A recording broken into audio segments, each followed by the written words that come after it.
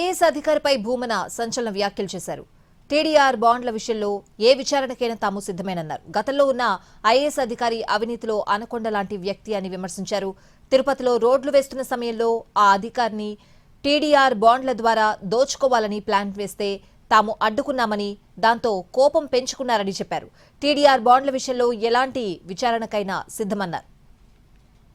అవినీతిలో అనకొండ లాంటి ఒక అధికారిని, రాష్ట్రంలో ఉన్నటువంటి మంత్రులనందరినీ కూడా పూచిక పుల్లల్లాగా చూసేటువంటి అధికారిని, ఆ రోడ్ల వలన పొల స్థలాలు కోల్పోయేటువంటి వాళ్లను టీడీఆర్ బాండ్ల పేరుతో దోపిడీ చేయటానికి, తద్వారా 100 కోట్లు నొక్కియటానికి ఆవిడ పన్నిన కుటిల పన్నాగాన్ని అడ్డుకున్నాము అన్నటువంటి దుగ్ధతో, కోపంతో ఏం మాట్లాడినా చెల్లుతుంది కాబట్టి 2000 కోట్ల రూపాయలు అవినీతి జరిగిందేనని ఆ రోజు నుంచి ఈ రోజు వరకు కూడా మా మీద ఎంత ప్రచారం చేశారో అందరికీ కూడా తెలుసు. ఇప్పుడు మళ్ళీ చెప్తున్నాను, నేను ఏ విచారణకైనా సిద్ధమే.